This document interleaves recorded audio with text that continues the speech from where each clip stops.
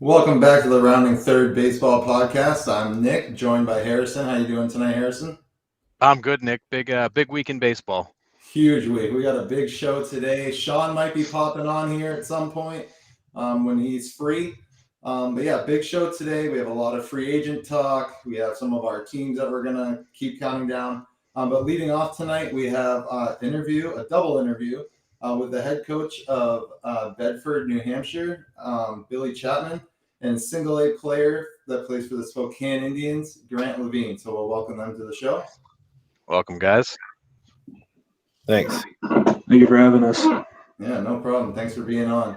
So we kind of want to talk about, like, Grant, how did you start getting noticed to come out of a New England school at a high school? I mean, all of us here played New England baseball, and 16 to 20 games a season and you're done. You know, it's not like down south where you're playing 80 high school games. Like, where did the process start for you to start getting recognized? I would say it started like going into my junior year, did a area code workout, and then I ended up making the East Coast Pro team. So I went down to Tampa, Florida, and played on like the Northeast team there, and played against a bunch of other scout teams. And I think that's where I originally started, where I got some interest. That's awesome. So how did that look for you, Coach? Like having a high school player being recruited by professional scouts. I mean, it didn't really hit me until his senior year. He was dealing with it a lot more as a sophomore. Even from a professional standpoint, he just kind of told you when it took off professionally. But the year before, he was dealing with the college circuit issue. Where he was on the phone for 3-4 hours every night talking to every ACC school and trying to, figure out what he wanted to do. So it was basically like a 3-year process for him, and I kind of learned a lot through those 3 years. Nice. So you got a kid coming up through the ranks that's obviously showing some signs of talent beyond what most kids have. How do you as a coach do you prepare for a kid like that coming through your program to make sure you're keeping him challenged? One of the cool things about my situation is I also teach in the same district. So I actually knew Grant when he was 10. So wow. I knew him when he was in Little League, and he was hitting, what'd you hit, 5 home runs in one game? Yeah. Yeah, 5 home runs. Grant was one, and his brother were both 1 game away from Little League World Series, which their father coached them. So, I knew Grant. I saw him in town. I knew everything about him. And then I saw him hit. His dad called me, and when I saw him hit at a facility early in the winter, and it was pretty evident immediately that you're dealing with a different player. We'll need you to come up to varsity. Coach, I'm only in 6th grade. Yeah. Could have maybe competed. Probably 7th or 8th grade. He could have competed. Goodness gracious. Amazing. So I had a question. I just blanked out. So yeah. I got one. I'll jump in real quick. So Grant, we all played through high school and into college, and we see a lot of kids drop out of baseball along the way. They pick up another sport. They get into football, lacrosse, whatever it might be that they get into. What kept you focused on baseball to follow it all the way through? I mean, I played hockey throughout high school too, and probably until my sophomore year. And then that kind of is when I started to really just hone in on baseball. But, I mean, I just loved hitting and trying to get better every day. So, and then just like the relationships you build through, especially in Bedford. I mean, I played with pretty much all my teammates from Little League until high school. So, they're just those group of guys are just fun to play with. So what was your determining factor between going to college or going pro? Obviously there's a couple factors, but I just thought like mentally and physically I was ready to take that step to go to the next level. I mean, when you go through the draft process, I mean, and for my family, we had like already made a decision, like if it's not these first 2 rounds, and I'm probably going to go to Wake and look after the next 3 years and then go back at it again. Gotcha. So you determine if you weren't picked at a certain point, you would pursue college versus being a lower round draft pick and fighting your way through. Yeah, exactly. Okay. So How does that conversation go with your parents when you tell them, look, I really just want to skip college and go pro? Was that well received? Yeah, they were good with it. I made a promise with them that at some point I'd go and do like online school or go back to college. So they were fine with that. I made the promise to them. Nice. So what's travel like in low A or single A out there on the West Coast where everything's spread out? So in the California League, it was actually pretty good compared to my past experiences with like the Pioneer League. That was pretty bad.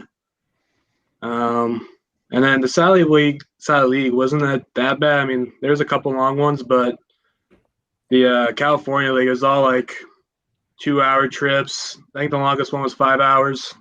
Wow. And then in the Northwest League, it was mostly like 3 to 5 hour bus trips. Nothing terrible. Nice. Not compared to the Pioneer League. No, in the Pioneer League, I think the minimum was 4 hours. Oh. One was 8, Wow. and one from Colorado to Montana was 15. So I don't think I'll ever top that one. Yeah, so we had a guy on from the Cyclones a couple weeks ago, and he was in independent ball, and he said the travel was terrible. I was like in Canada, I was in Texas, I was like everywhere. Oof. But yeah, crazy. That's brutal. So what's a day in the life look like for you when you're in season? What's a day in the life look like? In season, so let's see, usually I wake up at like probably say 9:30, 10. I'm one of those guys that sleeps in too much. So after that, like grab breakfast, and then just kind of like relax. And if we're at home, kind of usually like the apartment, or if we're on the road, hotel. And then I'll grab like lunch on the way to the field. And then usually get to the field when we're at home, I'd say 12:30, 1 o'clock. You go through like early work, cage work, and then you got like your team stuff where you do like your throwing, infield, outfield, take BP, and then you're back inside until whenever the game time is. So during the pandemic, it obviously was terrible for everybody. But this is a question for both of you. Like, how did you guys find a way to get through it? Like either for you, Grant, competing or competing with yourself or staying in shape, and then how did it affect your program, coach? Yeah, so like we had some Zoom meetings with the Rockies, like all the player development staff, and they kind of went over like a plan for us of what they want us to do during the COVID break. So, they let us know like what they want us to work on when we're in the gym, like what areas that they want us to improve at. And then at home, I have a cage in my backyard, so I end up buying like a hack attack machine. So I go through like my normal routine stuff in the cage, and then do some machine stuff just to work on velo. And then towards the end of the day, me and my brother and dad would go to like the turf field and get some defense working. Nice. What about you, So coach? basically, like a full day would be like go to the gym at like 10 o'clock, do like speed and lifting, and that's probably like 2 hours. Come back, hit in the cage, and then like probably 5 o'clock we go to the field and do our defense work. So that was basically what a day was like during the COVID break. It's crazy. It's a lot of work. How about you, They coach? called me over to throw to you one time. Yeah. Sometimes at lunch, I can go over and throw to him in his cage. For me, it was tough because at first we weren't sure if we were going to lose our season. Because at the beginning there was kind of uncertainty. We would just all go home in 2 weeks, maybe the season. And and then all of a sudden it was just canned. So for me, what we did is I set up Google Classroom and basically pumped out daily activities for them to work on, and started with goals, stuff like that. Nice. And after the season, it was just nothing you can do really. Right. Yeah, you lose a whole season of that. It's terrible. Some of the kids tried to petition to get their seasons back, but they didn't. A couple others, like Grant's brother, was in my program, and he reclassified and moved to private school. They did that because there's just a log jam of kids in college right now. Yeah, because they all got an extra year eligibility, right? Is that how it works? Yeah, well, there's 6 years in there because if you have the kids that redshirted their first year, then they got another year. So there's some kids that have been there for a long time. So, for instance, my starting pitcher from last year is at Purdue, and he said he gave up like a 450-foot bomb off the eye screen to a 6'4" 6-year. So he's 18 and he's facing like a 24-year-old. You know what I mean? Like, that was like my pitching career when in college. Like one pitch, grand slam. Okay, thanks for the ball. Yeah, of course you do. Coming with the bases jacked and give up a grand slam, like as my parents are sitting down driving all the way from Maine. But whatever. Anyways, I gave go up big or go home, Nick. Go big or go home. Yeah, right. Oh man. Yeah. So that's wild. So how did you move up? You started at rookie ball, and then you moved. Coach kind of filled me in a little bit, but how did you? Yeah. So year I got drafted in 2018. As soon as I signed, they sent me out to Grand Junction, Colorado, which was a rookie advanced league. Mm-hmm. So it was just above like rookie ball, which for most teams it would be like either the Arizona Complex League or at the time I think it was called the Florida Gulf Coast League 2. So depending where your spring training facility was. After that year, 2019, I went to low A. And then obviously the COVID year. This past season, played like halfway through low A and then went up to high A for half. He brought your hat for you. Yeah. It's a good one. You got to get the red band one. I think it's like a baby blue with the fish on it. All right, I'm on it. Yeah, awesome. Well, I just wanted to thank you guys for joining us tonight and giving us the insight on everything. And we'll be following both of you. Billy will be in touch. Like, it's great to see you, and Grant, good luck in the upcoming season. And another guy I get to follow during the baseball season. I'm pumped for it. Good luck. Yeah, really appreciate it. All right, thanks. Best of luck. Harrison. Thank you. Thanks, guys.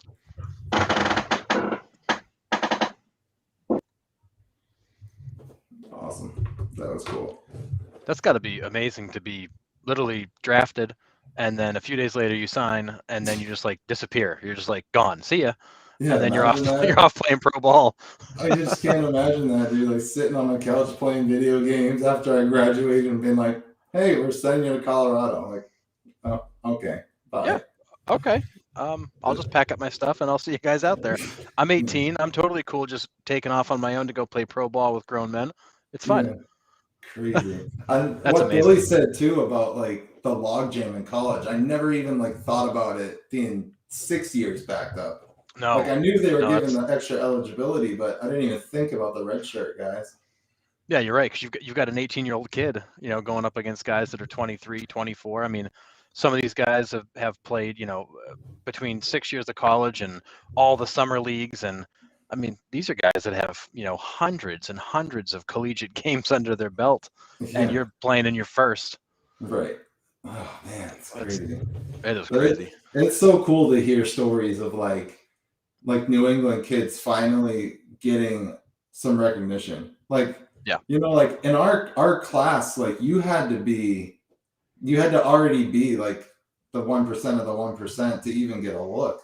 Like it wasn't until later where like the 4-season facilities started like opening up and all these showcases started popping up around the country. Like I didn't really have that opportunity.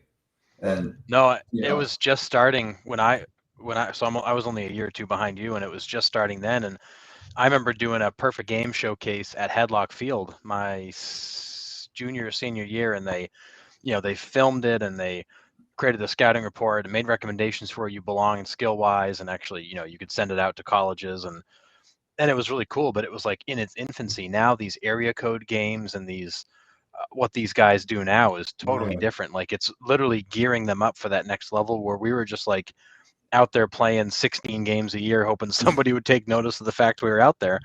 Yeah. And 16 games if you were lucky, because there was still snow on the field in April. Like, Oh, I remember snow. I remember shoveling off the field just to get a practice in April. I mean, yeah, it brutal. happens. Yeah, it was just awesome. That was great to have them. That's on. so cool. It's cool to hear that story because it's most of us will never even be able to imagine what it's like. Right. Only dream. Exactly. All right. Well, we're going to move on to our fifth inning showdown, where we're going to talk about the worst MVP pick of all time and the worst Cy Young winner of all time. So, who did you pick for the worst MVP of all time? So the worst MVP of all time, I went back through the MVP winners, and there's one that jumped out as just horrendous. And now I'm going back a little ways. I'm going back to 1944. This Marty Slats Marion from the St. Louis Cardinals. He was a shortstop. He won the MVP in 1944. He had a batting average of 267. He hit 6 home runs, knocked in 63 RBIs, and managed 135 hits and scored 50 runs. That was what won the MVP. And the belief is he won the MVP only because he was on the Cardinals, who won the pennant that year. Yeah. So he was deemed to be kind of like the leader of the pennant winning team, but his stats, he didn't even have the best stats on his own team. And there were 2 guys in the league that had won portions of the Triple Crown statistically that he wasn't anywhere near, and he still won it. It was just the worst stat line I could ever imagine seeing. So mine's semi the same thing, except for mine is like back in 1934. So Mickey Cochran had a 320 average, which isn't terrible, but he had 2 home runs and 76 RBIs. Oh, However, the guy that came in second place was someone we all know of as Lou Gehrig. Yeah. 363 average, 44 home runs, and 165 RBIs. He won the Triple Crown that year. He won it. But he didn't get it because the Yankees came in second place. So that's what it was back then. It had to be the most valuable player had to have been on the first place team. Yeah, and so same situation here with this Marty Marion. The guy behind him, Bill Nicholson, won 2 legs of the Triple Crown with 33 home runs, 122 RBIs, 116 runs, and 317 total bases. He was at least 3x everything Marty had and finished second because he wasn't on the pennant winning team. It's crazy. It's astonishing that somebody can win an MVP with stats that were, just dread. That were average at best. Yeah. So my Cy Young, I didn't write down the year, I can't remember, but Bartolo Colon won it, and he won 21 games. Yep. And he really didn't have a bad statistical year. It's 3.48 ERA, yep. a 1.1 WHIP, 157 Ks, 43 walks, and 222 innings. So he only had a 4 WAR. However, Johan Santana that year was absolutely lights out and had him beat in every single statistic category except for wins. He had 16. So he had a below 3 ERA, a below 1 WHIP. He had 238 Ks, more innings pitched, 3 complete games, 2 shutouts, and a 7.5 WAR. So, I mean, he just got snubbed. He just got straight out snubbed. Yeah. So, it was in 2000. When was it? It was in 2005. Yeah. So Cologne wasn't necessarily the worst. I just thought it was like the biggest snub. Yeah, that one's brutal because Johan Santana had those 2 or 3 years where he was just unhittable. Yeah. And his numbers, he was so dominant, but he wasn't on a team that was as good as Cologne, so he didn't get the wins. It's similar to Burns this year. I didn't think he'd win because of the wins, and thankfully the writers realized statistically he was the best pitcher. He just didn't necessarily have the benefit of the wins because his team was good but not great. And I think that WAR statistic is now coming out more and more, and like we talked about last week, is just like that is going to be like the stat that everybody's in love with for a while.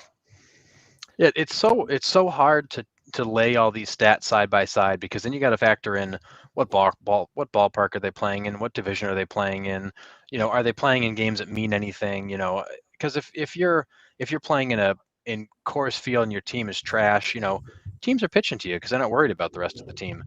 Right.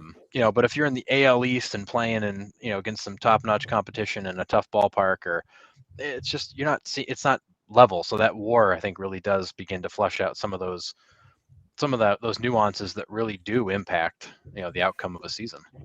Yeah, no, absolutely, I completely agree. But and I know that you and I feel a little bit differently about WAR. I'm a big WAR fan. You're not as big a fan, but it's the best bad metric I think we have to measure a player side by side.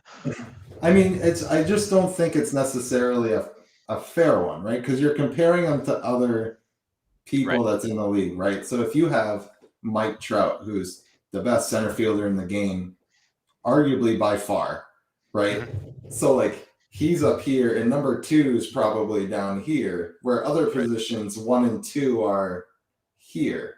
So I just don't feel like that's necessarily an accurate stat. Yeah, you're trying to measure everybody back to the average. So basically, Right. you're saying, how much better are you than the average player? Which, is it perfect? No, but at least it's something that's comparable side by side, player to player. Yeah. But saying that Mike WAR is 7 runs better than the average outfielder, well, that, in a way, his own success is built into that number. So, it's tough, but I think it's the most comparable thing we have, although it's not perfect. Right. Which is hard. So, I mean, just especially over like the different eras of baseball, like you just can't do it. Baseball's changed so much that it's hard to compare that.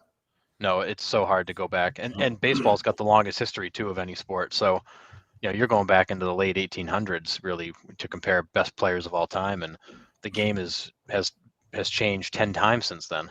Right. Yeah, it's crazy. So, my worst Cy Young winner of all time was Pete Vukovich, 1982 Brewers. This was amazing. He had a 3.34 ERA. He struck out 105 guys, walked 102. His whip was 1.5, but he was 18-6 for a division winning team. I mean, but 102 walks and a 3.34 ERA with a 1.5 whip. That's a 5th starter today, regardless of the wins. I mean, that's probably not even a starter today. No, you're probably right. That's probably like the long man out of the bullpen. Goodness But what also amazed me too, when you look at the stats going back, you look at the teams like the 60s, 70s, 80s, those Cy Young winners, they didn't strike out a lot of guys. No. I mean, the league leader was striking out low 100 batters. We got guys that are striking out, 240, 250, 260 easy. Yeah. I mean, you think about it, like that's how the game's changed, right? And it's just yeah. I mean, we were saying it, or who was it saying it? Oh, David was saying, the length of game because pitchers are getting fouled off. Everyone throws triple digits. Like it's harder to hit the ball. Pitchers back then just weren't throwing with the same velocity as they are now. Like every once in a while you did. Right. But yeah, the ace probably threw triple digits maybe. Yep. But the other 4 didn't. No, and they pitched to contact because guys didn't hit 450-foot home runs regularly. You basically those you look at those pitchers, there's a reason they went 7 or 8 innings consistently. They pitched to contact, they worked fast, and they had quick innings because they weren't afraid that the 9-hitter was going to hit 450 on them, because it just didn't happen. Yeah. No, I completely agree. It's a completely different game, but those stats, when you look at them in terms of the era, aren't so bad. But when you look at them in terms of what you'd expect from a Cy Young or MVP winner, they just seem atrocious. And again, it's just that's the metric they were going on was wins. 18 wins get you the Cy Young award, for a division winning team. So that just shows how the stats have evolved over time. Where now Corbin Burns can win with 11 wins because that doesn't really matter. Exactly, because statistically he was the most dominant guy out there, whether his team picked him up or not. Right. And that's the thing. Like you can go out and have a no-hit you can throw a no-hitter and still lose a ball game. Absolutely. Because your team boots a ball, throws it in the stands, and Yep. You walk 3, you give up you give up a run, but you don't give up a hit. Then your team gets shut out. Like, that's not on you. Yeah, wins are a tough measure for a pitcher because that's the one thing you don't control. You can go out there and throw a one-run complete game and still lose that game. That's not your fault. Right. You can't help the offense score. And I think people are finally realizing that it's not necessarily about the wins. It's about whether or not you give your team a chance to win. And if they don't do it, then there's only so much you can do. Yeah, absolutely. All right, so moving on to 7th inning stretch where we have our 20 through 16 or 16 through 20, counting them back to best organizations of all time, or where we want them now. We kind of, again, we've ranked them a little bit differently, but who do you have at number 20 here? Number 20 for me would be the Blue Jays. I think Toronto's a good team, good ballpark, good market. Unremarkable history except for a few years. And although certainly spending some money right now, so maybe they're going to make me look foolish saying this, but they have not been a consistent contender for long stretches of time. I agree. They're on my list this week, just not at 20. But all right. We're right around the same ballpark. I mean, I get it. You think the Skydome's a nice ballpark? Well, I think it's kind of dumpy myself. I don't know. I don't really like it. No, I'm not. I don't love the ballpark. I think it's a good ballpark in terms of it allows them to play baseball in Toronto, being right, domed. Being a dome, right? It's it's got good enough amenities. I mean, it's got better amenities than probably half the ballparks out there. Is it the prettiest ballpark? No. Is it a great ballpark to play in? No. But I would say it's probably in the top 15 or 20 ballparks. Okay, that's fair, I guess. It's everything about it's kind of okay. Yeah. Kind of like the team. Everything about them is okay historically. Middle of the road. Yeah. Exactly. My number 20 is the Los Angeles Angels of Anaheim, of California, of Sacramento, whatever they're named now. Yeah, wherever they are today. Yeah, 4,739 wins as a franchise. The only Hall of Famer they have, arguably, shouldn't even be an Angel, but it's Vladimir Guerrero. I think he should have gone in as an Expo. Absolutely. That's just me. Yeah, that's a sham. They are 1-for-1 in the World Series. I think they won that in 2002 against the Giants, I think. That was Troy Glass and those guys, right? Yeah. And 10 playoff appearances in their franchise history. So, again, another team that we've actually been talking about. We're not thrilled with them right now. You have 2 of the most polarizing players in the game to bring people to your organization, and you're doing jack squat with it. So number 20 it is with you. Yeah, it's 20 maybe dropping further back. You've got the Rays who do the most with nothing. You've got the Angels who do the least with the most. I don't get that organization in any way, shape, or form what they're doing. Trell will never see the playoffs again. He saw it for 3 games. They went 0-3, and I just don't see him seeing the playoffs again. Yeah, they went 0-3. Yeah, they went 0-3, and he barely got pitched to, and did not have a lot of fun. Yeah, and especially with what the Rangers and Mariners are doing this offseason, the Angels are going to stay in the basement. Yeah. Number 19 for me was the Blue Jays. 3,418 wins. Roberto Alomar is the only Hall of Famer. They are 2-for-2 in World Series, so they've been there twice, won both. Touch them all, Joe. And then 8 playoff appearances for the Blue Jays franchise. So not too good, but I ranked them a little bit higher just because of the 2-for-2 World Series. I thought, you get there twice, you win twice, it's like Florida Marlins status. Right. And that Joe Carter moment is still one of the most memorable in all of baseball history. Oh, that's every kid's dream in the backyard. You're playing baseball by yourself. You're tossing the ball up, you're hitting it, and you're like walk-off home run, bottom of the 7th. Yeah, you simulate that moment as a kid, and he got to live it, which is something else. I can't even imagine. I'd be riding that high for months, dude. I can't even imagine. I'd still be riding that high. Are you kidding me? Right? It's insane. And the coolest part about it was he got to do it in his home ballpark in front of his home fans, and they got to celebrate and party right there. Like, that was the most crushing thing about the Red Sox first couple World Series wins, is they did them on the road. Like, they weren't even in Boston for them. Right.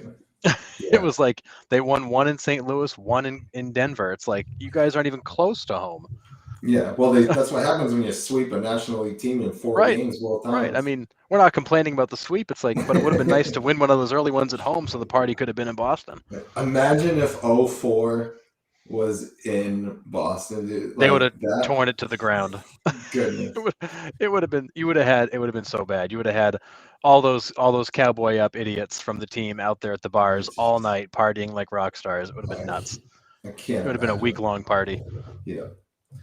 Who'd you have at 19? 19, I had the Mariners. It's a good market, good ballpark, good organization. They just can't get over the hump, and I apologize to the one Mariner fan who really hated you for putting them on the list so early, but I've always loved the Mariners. I just can't rank them any higher than this because they just haven't been able to do it. Like, they just can't put it all together, and Robbie Ray this year is going to be a nice piece, but what else you got? Like, that's not going to get it done.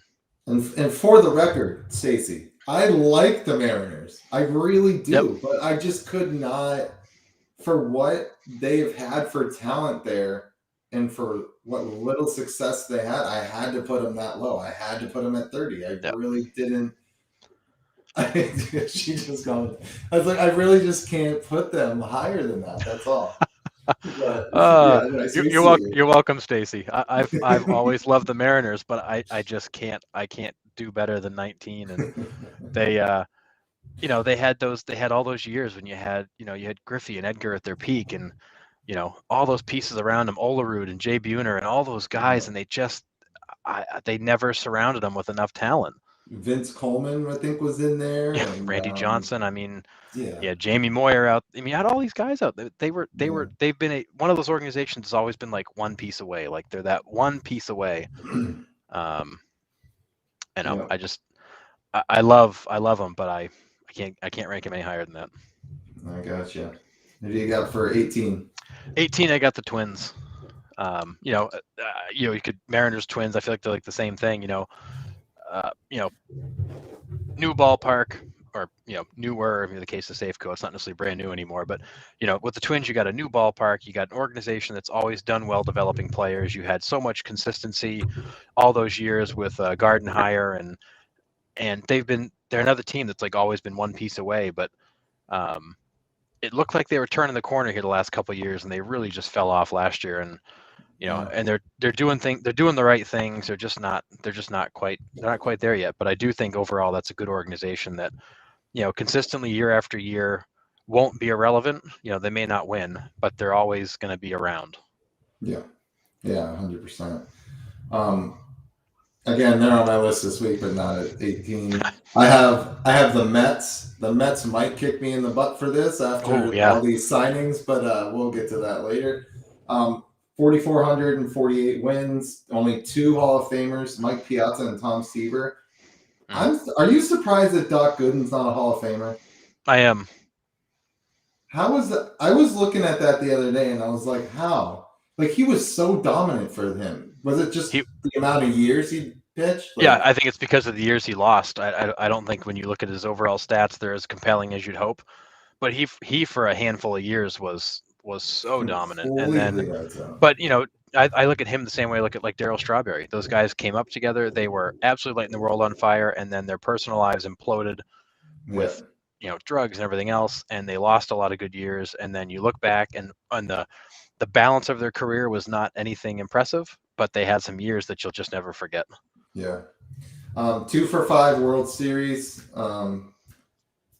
And really, it should only be 1. Like, thanks, Bill Buckner. And then 9 playoff appearances. We're not sore about that.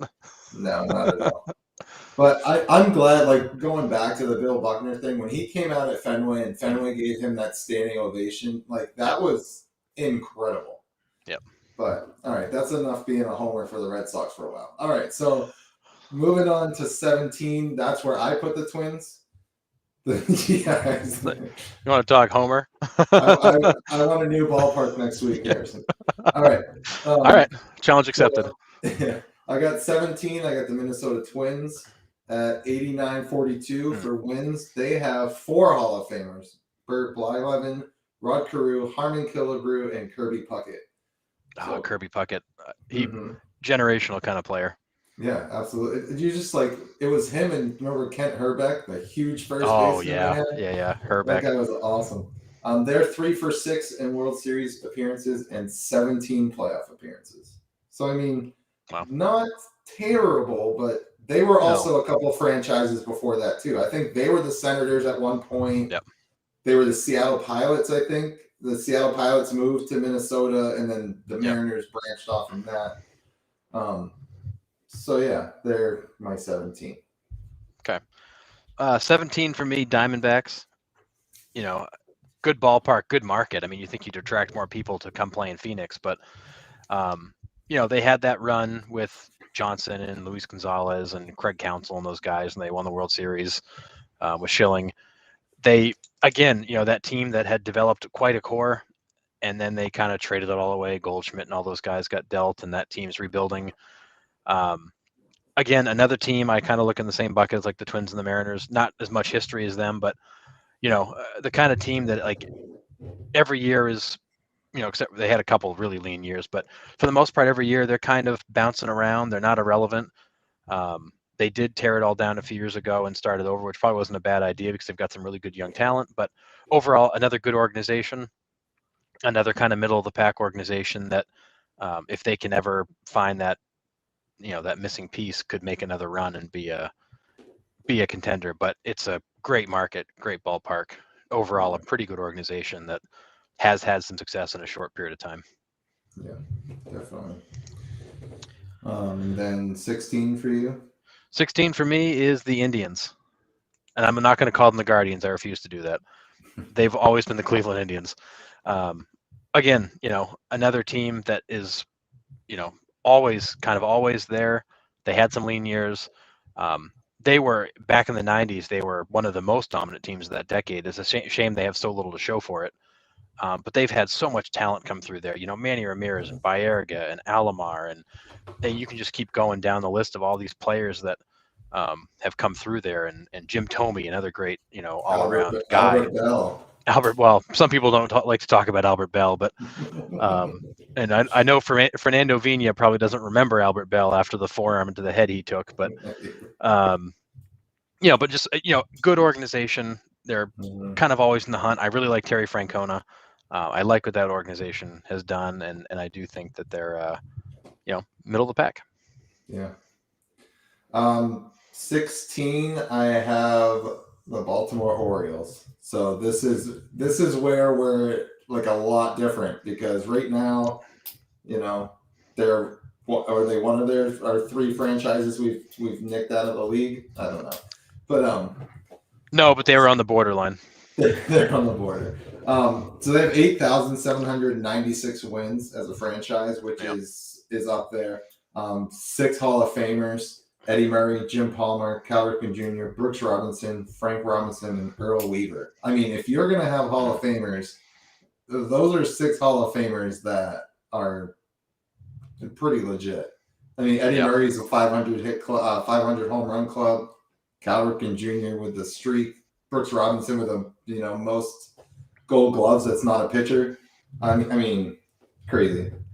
3 for 7 in the World Series and 14 playoff appearances as a franchise. Again, mostly coming in the 70s and 80s during the Robinson era.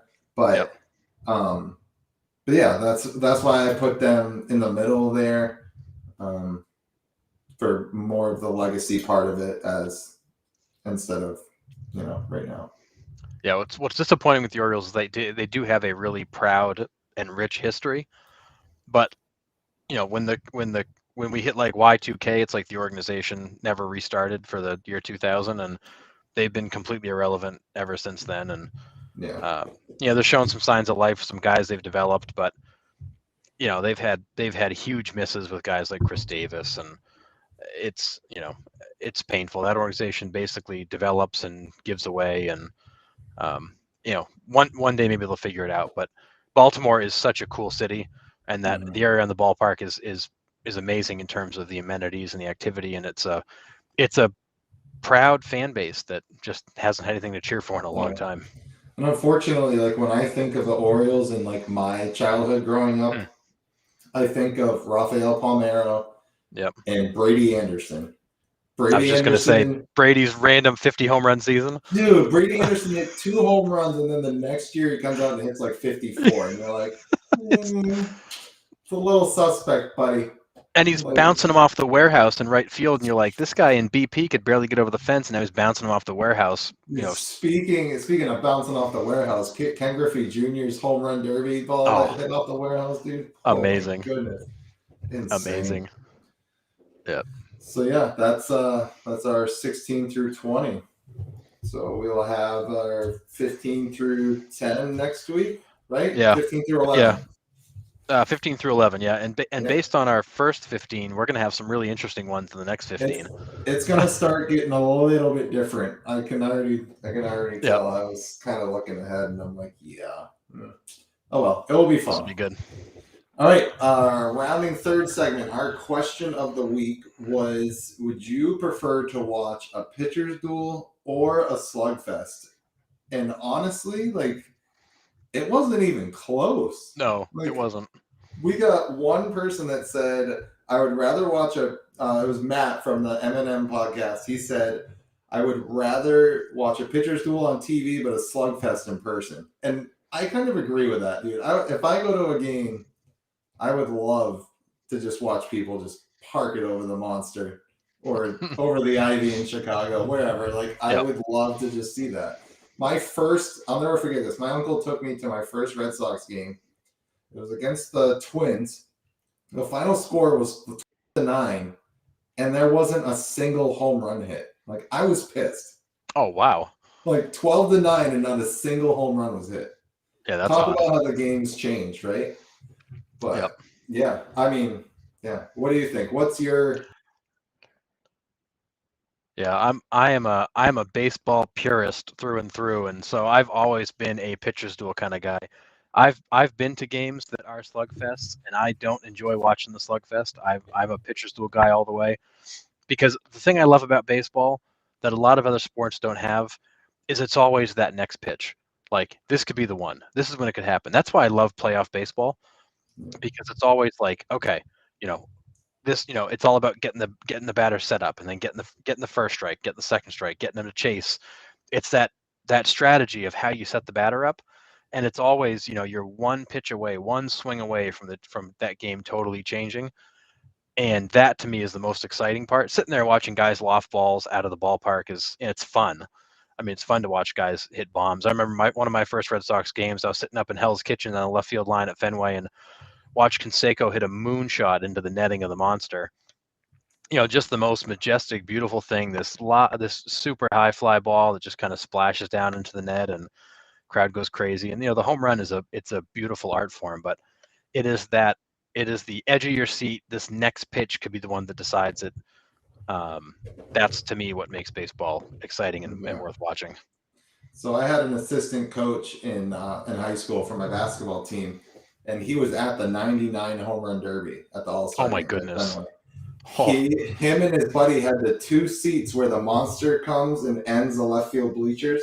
They were in those first 2 seats right there. Nice. Like, when Sosa was pounding them off the wall, their seats were just shaking because Sosa couldn't get the lift to get it over the wall. He just kept drilling on the wall. And McGuire was a fly ball hitter. Sosa was a line drive hitter. Yeah, and he's like, you could see the whole wall just like shaking from the force that the ball was hitting. Like, it was crazy. But me personally, I kind of am on the pitcher's duel. Like, I mean, they're one hanging pitch away from giving it up, and you got like a 0-0 game going into the 9th inning, where, like you said, like, you're leaning on every single pitch. For the casual baseball fan, that's probably boring as hell. Yeah. But as somebody that can sit on the couch, and most of the time I can tell you what pitch is coming and what count and when and why, Like, Yep. I love it. I can't get enough of that. I love it. No, it's trying to guess at what they might do and think ahead and how you'd set them up. But it's just you're hanging on every pitch, and that's why playoff baseball is probably the most exciting thing to watch, because it could come down to one pitch. Like I think of the Astros Braves World Series, and you get all of a sudden the Braves are dead, and then all of a sudden 2 pitches, Swanson goes yard, Soler goes yard, and it's a different game. They lose. Like it took 2 pitches in the span of probably 3 minutes, and it's a totally different game. Yeah.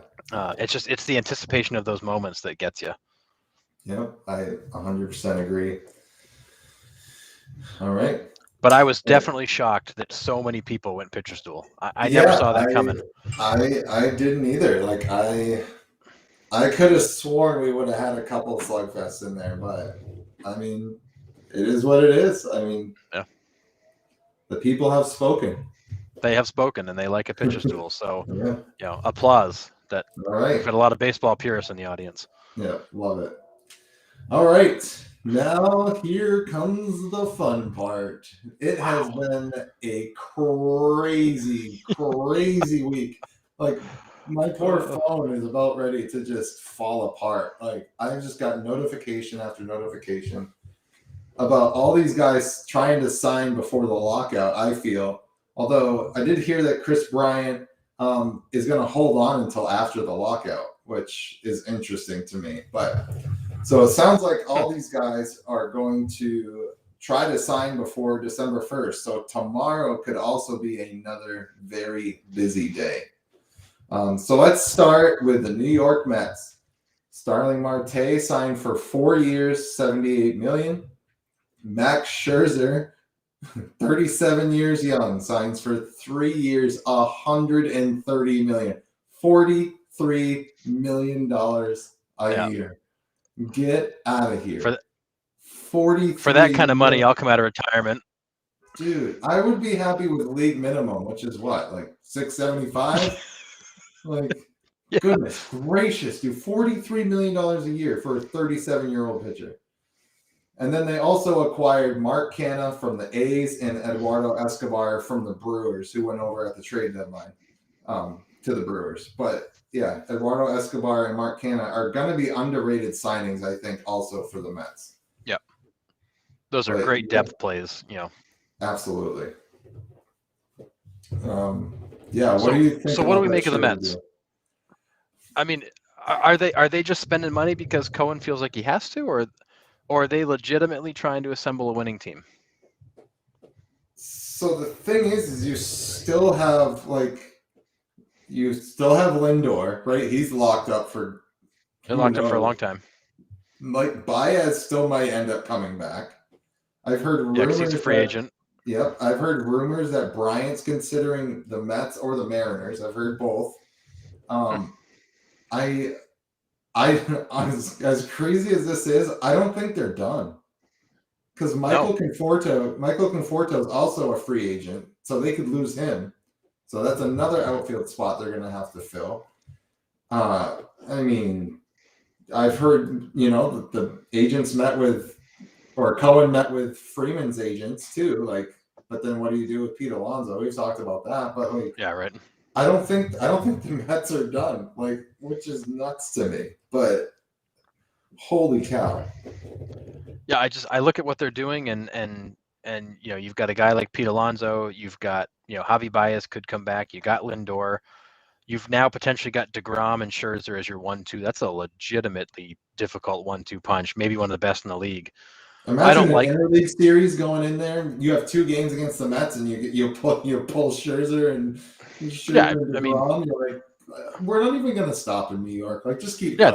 That's when some players are going to be like, you know what, I'm going to need a day off in New York. I don't want to face both these guys. So I think pitching wise, they're good. I mean, the bullpen's still a bit of a train wreck, especially if they don't sign Familia back. They'll be in real trouble at the back end of that bullpen potentially. Your lineup could be pretty good. You've still got some question marks, but I think if I'm a Mets fan and I see that rotation looking like it is right now, I don't love the idea of Scherzer making $43 million when he's turning 40. Yeah. I think this is a good 1 or 2 year deal. That third year is probably going to hurt.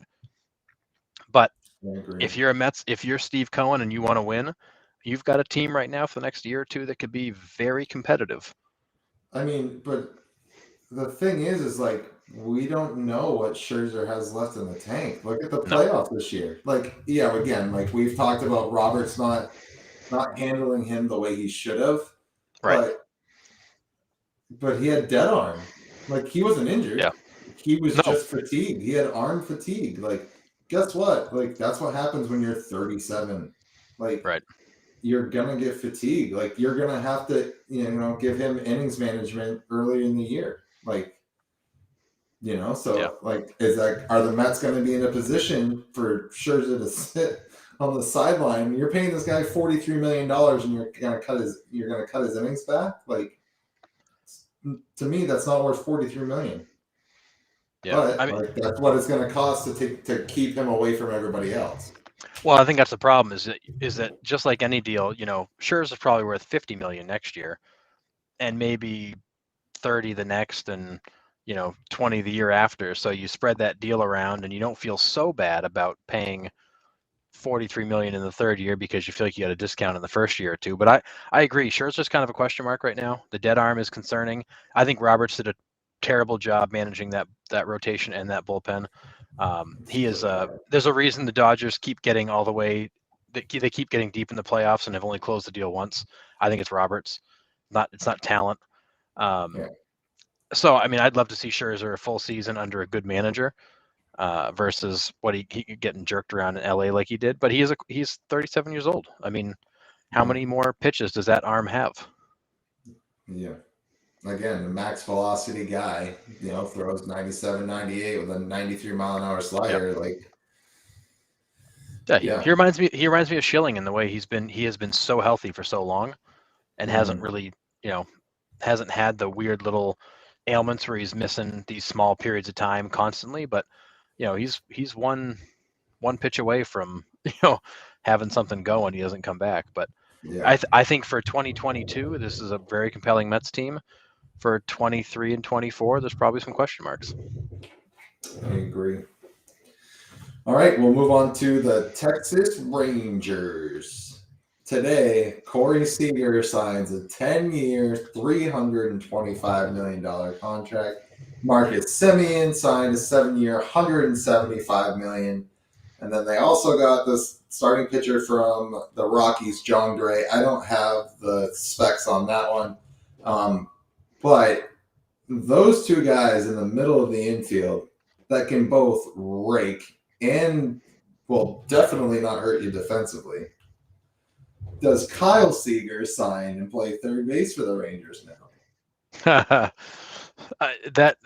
So to start off with, I thought the Rangers had the best chance of any one of the teams that finished last to come out and make a splash this year because they have a market that can support payroll and they've got the ability to spend. So I'm really happy to see them spend because I think that's a great market, good ballpark, good organization. They're serious about winning. They took a year or two to reset. I think having Semien and Seager up the middle for a little while is going to be big, along with the other young talent they've got. So I think Texas has definitely made some noise, and they're also probably not done yet. And I would say, honestly, I would have taken those two free agents. Like those are my top two free agents. Agreed. Marcus Semien was in the MVP selection, and Corey Seager is legit. I mean, those are probably 1 and 2 for me. Like Correa can take a hike. I'm all set with him and his attitude. Yeah. Like Seager and Semien are 1 and 2 for me in this free agent class, and for the Rangers to get totally both agree. is amazing. Totally agree. Position players, they were 1 and 2 for me. I think Kyle Seager going to Texas is compelling. He could take a shorter term deal, less money, and you could have an all Seager left side of the infield. That'd be so cool. Play next to your brother and at that level, at the highest level, like it's so cool. And I have to believe the Rangers are going to make that phone call if they haven't already to see if Kyle's got any interest to come to Texas for a few years. I mean, what a great way to kind of wind down your career playing with your brother. But either way, I think this Texas team is going to be legit. They got good young talent. They brought in 2 really solid anchors. Everybody keeps going back to, what happened the last time the Rangers gave out a big contract? Well, that was A-Rod. We all know how it ended with basically him blasting his way out of Texas to end up in New York. That's where he really wanted to be, and his juiced up 57 home run season. So let's not draw too many parallels when he signed that 10-year 252. But it was the wrong guy. I mean, they spent the money on the wrong guy. That's what it came down to. He didn't want to be there, and everybody knew it. So, but I think it's good for Texas, and I think that I don't think they're done yet, and I think they're going to be. The Astros aren't going to waltz through the American League like they used to. They're going to have competition in their own state. Yep, in their own state, and then also moving on to the Seattle Mariners. They've made a couple deals this offseason. They traded for Adam Frazier. So Adam Frazier they got from the Padres, who got him from the Pirates. He was an all-star. Another Pittsburgh cast-off. Right, another crazy. Oh, he made the all-star team? We got to get rid of him. I don't get it. I don't either. But anyways, he's now in Seattle, and then they just signed Robbie Ray. So the Cy Young Award winner to 5 years, $115 million. And and they're not done either. There's no way that they're done. But they have the young guys. They have J.P. Crawford. They have Kyle Lewis. Adding Adam Frazier, a left-handed bat, and right field's a pretty short porch there in Seattle, I'm pretty sure. It's the easiest part of the ballpark to hit into. Yep. And then, adding another left-handed starter for that Seattle rotation is, I think, a great move. I mean, and we didn't really think Robbie Ray was going to go there. We didn't see that on our radar, really. No, I think everybody expected him to re-sign in Toronto, but the minute Toronto, and sorry to jump ahead a little bit, signed Gausman, it was over. You just knew they couldn't afford Robbie Ray on top of Berrios too. So I love it for the Mariners.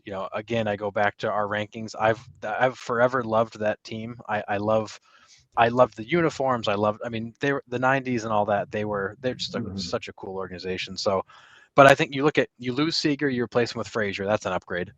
No knocking in Seager, but Frazier is a superior player and also younger.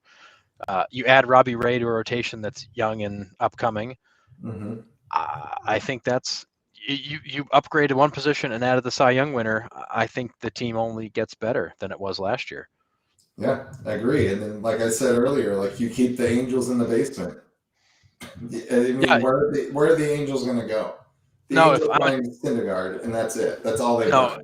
If I'm an Angels fan, I am sitting here shaking my head wondering if Artie Moreno's even paying any attention to what's going on. And if I'm Mike Trout, I would be sitting in Artie Moreno's office tonight asking, what on earth are you guys doing? Everybody around us is signing players and getting better, and we are sitting here doing nothing. Now, it would be interesting to see who the free agents are next year. I haven't checked because the Angels also did sign Michael Lorenzen. Yep. So, but he's only on a 1-year deal as well. So if there's a big starting pitching free agency next year, they could be holding out. It might just be a bridge year. You only signed Syndergaard to a year. You only signed Lorenzen to a year. Who else? Who knows who else pitches for them besides Shohei? Right. It could be just a bridge year for them. Who knows?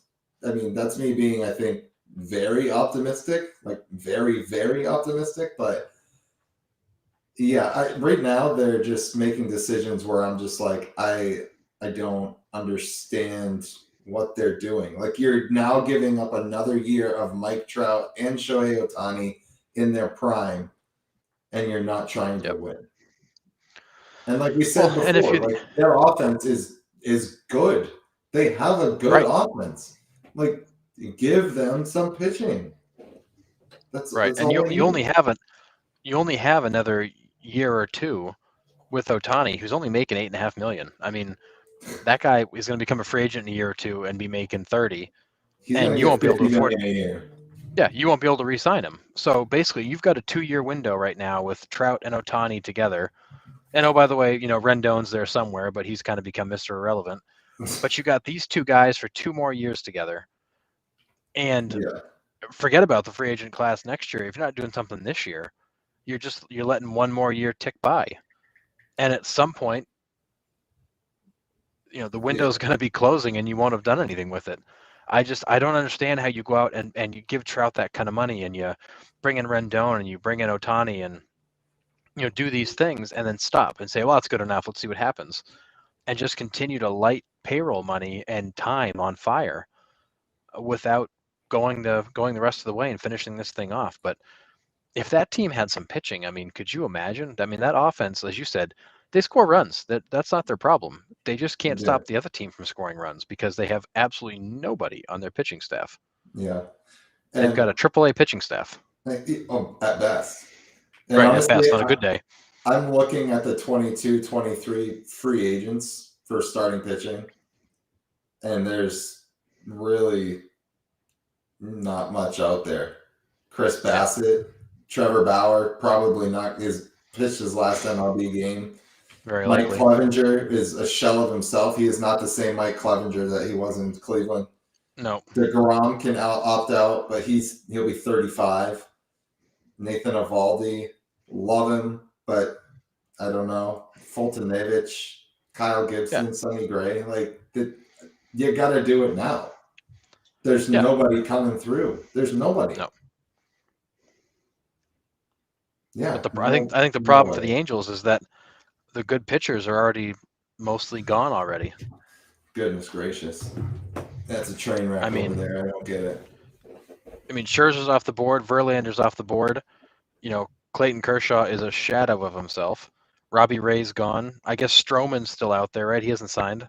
Yeah, but there's rumors out there. Seattle's the front runner for them too. For him too. Yeah, Kluber just signed with the Rays, although he's kind of a reclamation project. I mean, he was out all year this year. Are you going to go after John Lester? I mean, you look at this list. There's Garrett Richards is available if you're looking for Garrett Richards. I mean, there's nothing left. All the good pitchers are basically spoken for at this point. I mean, unless they've got some pitching in the pipeline, but I feel like if they did, they'd already be up at the MLB already. Right. It's a mess. I don't know. Oh, looks like Rick Porcello might be a free agent. Maybe you want to ask the Mets how that worked out. It's just not good. The Angels are just letting time tick away. They're letting Trout get. This is Trout's first season with any major injury problems. It's not that he's an old man, but he's got a lot of baseball in those legs and in those shoulders. He's going to start to need some maintenance time and stuff like that. So it's they got about a 2-year window to make something happen, and they're just sitting still as usual, watching it all happen around them. Yeah, I mean, I just don't understand. I mean, I guess I understand financially. Trout might have put you in a hole, and then signing Rendon probably didn't help that. No, but you would feel like players would still want to go there and compete. Like, you're playing with two of the best players in the league, if not the two best players in the league.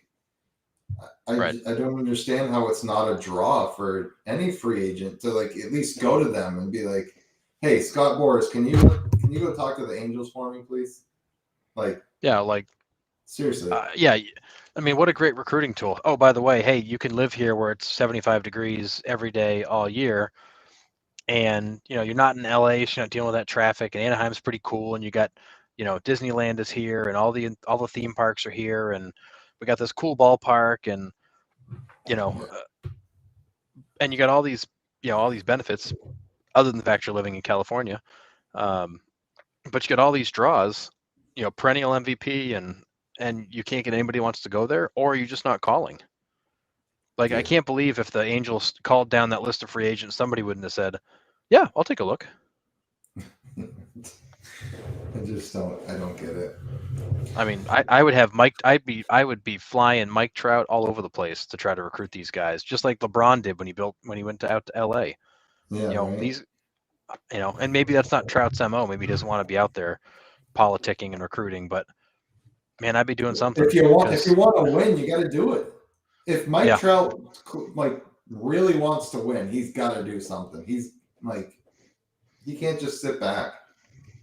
He can't. Yeah, he can't keep cashing $40 million paychecks and hoping that something's going to change. Yeah, it's crazy. All right, moving on to the Toronto Blue Jays, they signed Kevin Gossman, who pitched for the Giants last year, had a really good year with the Giants last year, for 5 years, $110 million. So it's interesting. That's only $5 million less than Robbie Ray. So unless the Blue Jays offered Robbie Ray 5 and 110, and Robbie Ray's like, well, Seattle offered me $5 million more, like I'm gonna go to Seattle. That's the only thing I can think of there. But signing Kevin Gossman and Jose Barrios, like that helps them a lot. You got Nate Pearson in there. You have Ryu still there. I mean, Ryu is okay. I mean, when he's on, he's gross. He's nasty. But yeah, that gives you 4 legit starters. With those legacy guys, though, need to step it up. I think. Other than Guerrero, like Bichette is coming into his own. Biggio is there, but Teoscar Hernandez is good.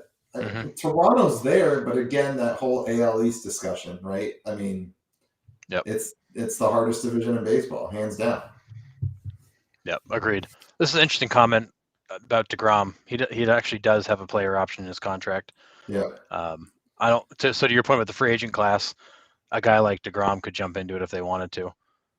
Yeah, which will be interesting because the knock on DeGrom lately, his health. Yeah, it was his health and staying on the field. So if he gets hurt again this year, he doesn't opt out. I think he stays. Until he can prove he can stay on the hill. Yeah.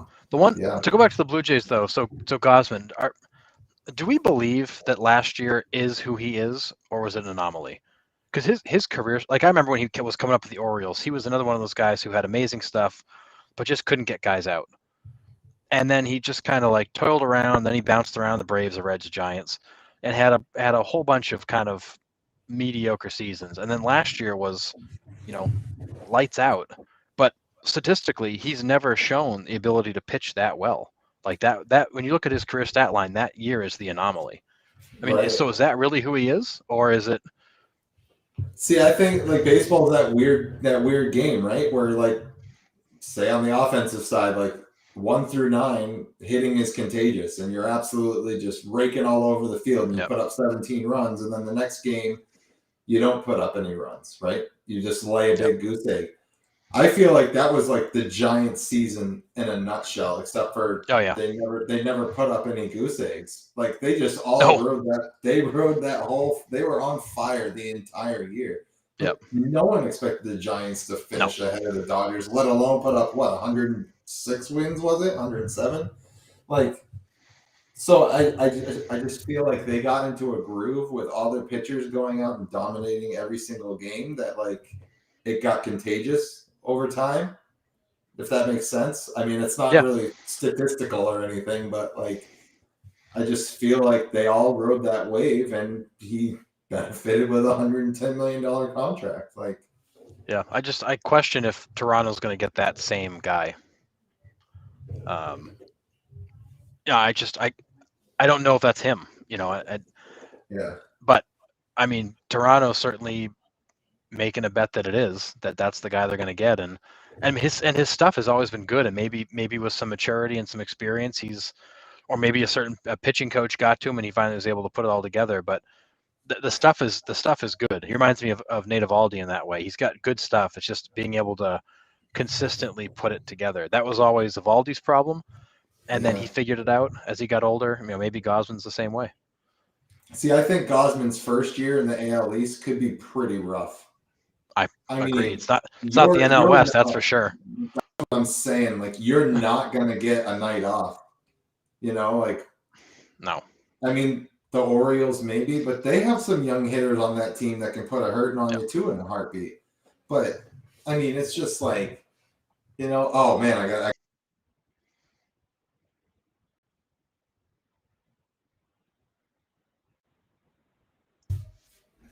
this is annoying. But anyways, yeah, you got the Yankees, right? And then like the next night, it's like, okay, next start you have the Rays, and you're like, oh god dang. I know. There's no break. No break. A comment here, some of what we were saying, the 2021 Giants did get the best of a lot of players. You had you had a whole bunch of guys have career years. Buster Posey, Right. came back. The question is, are those fluke career years, or is that really where these guys end up being? And I think Goswin's one of those guys where I think a lot of people are going to sit back and say, okay, is this real? Is this who he is, or did he have one really great magical season out in San Francisco he can't repeat? But I think to your point, Nick, the NL West and the AL East are not the same. Not even close. I mean, the NL to the AL is not the same, but the NL West to the AL East is absolutely not the same. Yeah. But the flip side of it is that Toronto's gone and invested in some pitching. They basically Goswin Ferre is a swap. I don't know if they win that one. They locked up Barrios. They lost Semien, which I think it hurts Guerrero because that was a pretty nasty 1-2 punch. Right. So lose the protection there. Did Toronto get better in the offseason so far? I don't know. I don't think they've gotten measurably better. I don't think they've gotten measurably worse. I think they just shifted some people around. I mean, I think they add 7 or 8 wins, possibly signing Barrios. But you're right. Like Robbie Ray and Gossman it's a wash. Yeah, I mean, a wash or a downgrade. Barrios is good. Semien hurts a lot. Mm-hmm. So, are they measurably better today? I don't know. I don't know if they've actually improved. They may be the same team again that's just on the edge, on the outside looking in. Yeah. All right, moving on to the Rays. They just re-upped Wander Franco, a 20-year-old. You just gave a 20-year-old. You just gave a 20-year-old $223 million for 12 years. It's like 11 years, 185, I think, is guaranteed or something like that. 182. 182. Like, for a but think about it. Dude. But so you're talking a $16.5 million average annual salary. Yeah, that's another for 11 steal. For 11. Right, exactly. They did right. That to Evan Longoria. Right, that's a guy in 2 or 3 years who's probably worth $25 million. You're gonna basically give him 16.5 and say, I'll pay you that for the next 11 years. The first couple of years of that deal make you scratch your head, but the whole rest of it makes you go, that's brilliant. They're gonna lock him in at a price they like.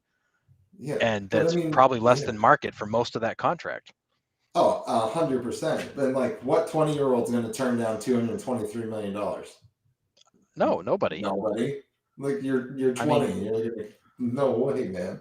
It's crazy. Yeah, so I mean, they guaranteed him 182. He can escalate. So he can probably escalate back to closer to market value, but he's going to be a $20+ million a year player, and the Rays may never pay him that. So, but at the same time, he could also be a total flame out in 2 years, and you're on the hook. I mean, it's a pretty big gamble to put that kind of a contract in front of a 20-year-old kid who you've seen for 1 year.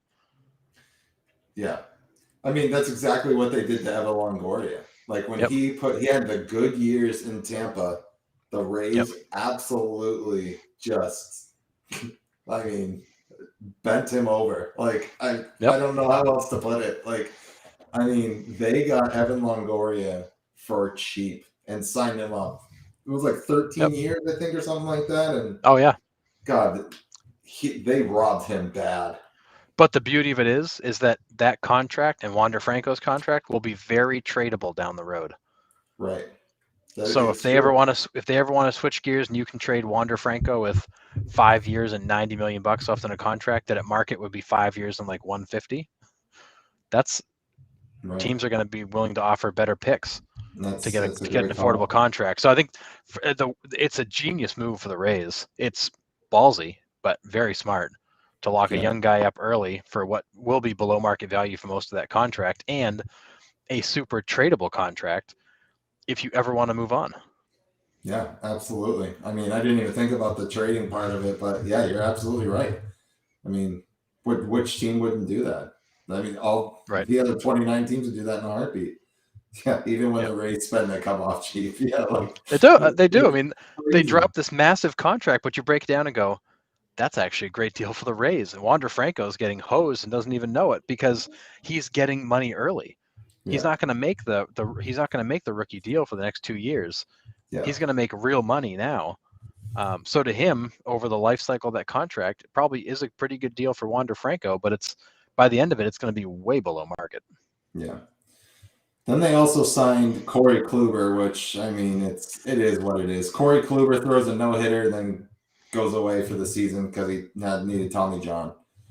I don't know how that's gonna. He's a shell of himself again. Like, I don't know. Yeah, that's the one signing in all this that makes me scratch my head. That is just not a Rays move to sign a broken down veteran to that organization. Like, that just makes no sense to me. Yeah, with all the young studs that they have coming up too. Like, I mean, why? Unless he's going in for like a veteran presence and that's it. Like, not expecting to get a lot of innings. I don't know. I'm just trying to make something up. Yeah, I mean, hire him as a coach then. I mean, that is the one move the Rays. That's the one move the Rays make that makes me just go, what? Like, that is so unlike what you do. Like, what compelled you to offer that guy a contract? It makes no sense. Yeah. Yeah. That's the least Rays move I've ever seen the Rays make. Yeah. We have a couple more. The Twins extended Byron Buxton. So we talked about that. He's 7 years, $100 million. Same thing as Wander Franco. They're going to lock him up below market, and he's happy. He's getting paid early, and everybody wins. Yeah. So then this one was really funny. This one came through. Steven Matz signed with the Cardinals, and the Mets owner, Cohen, was pissed about it because he said that Matz had verbally told him that he was going to go to him and discuss contract to go back to New York. He's already been in New York. He went to Toronto from New York.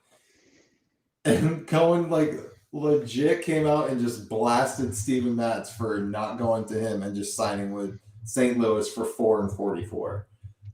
And Steven Matz was like, listen, I've been in New York. I don't want any part of that. Like, I'm good. Thanks. I'm moving on. Yeah.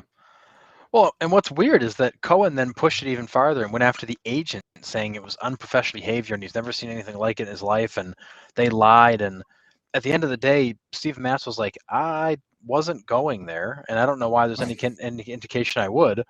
And the agent's like, we basically just told him we were talking to everybody. Like, no hard feelings. Steven wanted to go somewhere else. He didn't want to go back to New York. He's been there, done that. And I feel like that's going to be what either draws people to the Mets or pushes them away. Is this guy is absolutely toxic. 1 minute he's like bipolar. 1 minute he's on Twitter telling the world how great everything is. Next minute he's ripping somebody apart for whatever reason. And I don't like the idea of these owners using Twitter as a way to fire scuds around the league. I just don't. Yeah. I don't get it. I don't either. But I just saw that. That was hilarious. But he's nuts. I couldn't. But you know what? We'll see what the Mets are in late August, early September. But if we even get there. I mean, granted, the money that Cohen has is green, and if he's willing to pay people what they want, they'll come.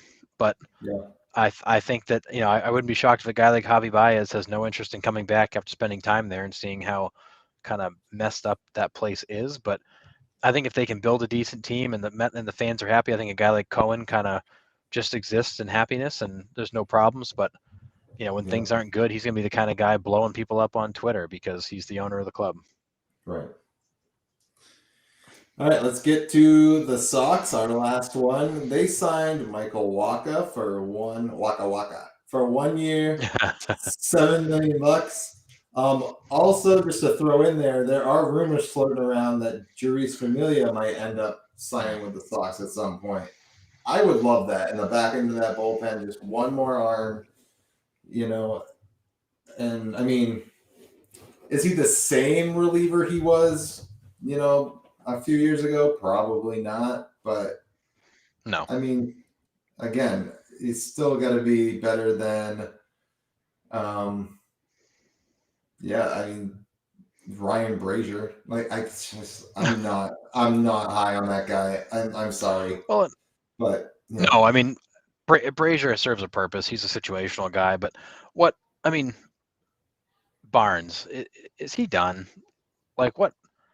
How do you See, go I from don't being an know. all-star to being basically dumped out of the bullpen by the end of the season? Like You didn't I even don't make a playoff roster. Like know. Like that's terrible. they would rather not have you with them than on the team at all after being an all-star. The first half he was lights out. Yeah. And then he just imploded in the second half. But again, he's a guy that his stuff is too good to be in that Right. situation. So, again, kind of like Gosman, is that who he is? Is this who Matt Barnes is? Like, did he lose it? I don't You know, I hope not. I'm all for stockpiling bullpen arms because Mhm. if you bring in 10 bullpen arms, maybe 5 of them will work out. Right. So that's always a position of depth. But when you've got a guy like Barnes who's been so good for a while and was such a key piece, who just implodes, is that the end for him? Does he come back? I mean, where does that leave him? Yeah. I mean, he needs a hard reset, and I think it's here. It's in between the probably. ears. I don't think it's anything physical. No. It's just all mental at that No, point. because his stuff was good. He looked healthy. He just couldn't. One of the best curveballs in the league. Yeah, he was just leaving pitches over the middle of the plate and getting pounded. Yeah. How do you feel about the Waka signing? I loved Waka when he's coming up with the Cardinals. He had just tremendous stuff. I think he's a low risk, potentially high reward guy. I look at this like the Garrett Richards contract. They're like, we'll see what he's got. It didn't work. But I think Waka is a similar guy who he's still a serviceable major league pitcher, and you're getting him for next to nothing. I mean, $7 million for a starting pitcher is cheap. If he wins 8 to 10 games for you, it's a home run. If you end up dumping him after spring training or during the season, if he gets DFA'd, you probably also don't care. So I think it's a low risk opportunity for the Sox to, see what he's got. Yeah. I mean, I'm with you. And I mean, there has been pitchers that we have signed and they've come in and been completely dominant for a year or two. Nice. Love that. Love it. Just dropping in to say hi. I like it. Thanks, Dave and Sarah. Miss you guys. But yeah, I mean, I can't remember what the Rick Porcello contract was, but I mean, it wasn't that expensive, right? We didn't pay that much for him, did we? No, Porcello was. It was 4 years and 80-something million, I want to say. I want to say he was making like 22. Okay. And we got what, 2 years out of him, really? You got a Cy Young year, a completely lost year, and then 2 years that were kind of eh. Yeah. So, but I mean, I think he had like you said, potential to get us 10, 12 wins maybe, if he stays healthy. And it's a bargain. And if, like you said, if he steals us 12 wins, then he steals us 12 wins. Like, that's that. Yeah, Porcello was 4 years, 82 million. It was 2020, 21, 21. Yeah. So you got a Cy Young winning year out of him, a completely lost season where he was just trash, and then another couple of years that were, unremarkable. So, I mean, you paid $80 million for a Cy Young season. Yeah. Doug said Peavy was a decent signing that was cheap as well. So yeah, that is true. That is true. So I think Waka's a low risk option. If he comes out and pitches great, then you win. If he doesn't, then it didn't cost you much. Yeah, I agree. All right. Do you have anything else at this point? We covered a lot of free agency there, and I've probably missed something at some point, but it's been the craziest few days I can remember in terms of big contracts flying around. It's been fun, and I do think this work stoppage has a lot to do with it. I think they're signing these young guys up to avoid any changes in the way arbitration works. I think some of these players are smart to get their contracts signed right now, so if rules change around cap and things like that, a lot of it gets grandfathered in. I do think the next 24 hours will be eventful for some of these guys. You think about the Mets right now, like they have like $100 million wrapped up in 2 guys. Oh yeah. Like, I mean, if there's going to be a cap and like it's the whole dynamic of the way the system works could change. And with that, you've got teams right now that are making big bets that they're going to get some relief from anything phasing in. But at the same time, trying to make sure that you don't get left out in the cold if the work does stop, which it looks like it's going to. They're nowhere near resolution on a bargaining agreement, so we're likely going to have a work stoppage. A lot of these free agents don't want to spend December and January and February sitting there wondering if they're going to have baseball. These guys want to have contracts signed and know that they're going to get paid when it starts back up. So I think next they've got until basically midnight on the 1st, which is really the 2nd. So you got another couple days here to see what happens. Yeah.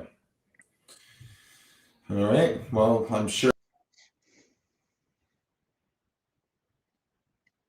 it has been an absolutely wild few days. I don't know what's going on with my internet, but it is pissing me right off. And he's back. But goodness gracious. But yeah, I'm sure we will talk about that next week because all of that will transpire by, what was it, Wednesday night? Yeah, so this week is when any free agent activity will wrap up, and then the work stoppage should start. So Monday will be interesting to see where we're at and if there's any progress. Sounds good. All right. Well, thanks for watching. Make sure you guys like and follow our page on Facebook. You can subscribe on YouTube. Watch us there. Any way you follow us. And thanks for chiming in today with all the comments. Like, it was great to have some interaction. And we'll see you guys next week. Have a good week. Thanks everybody.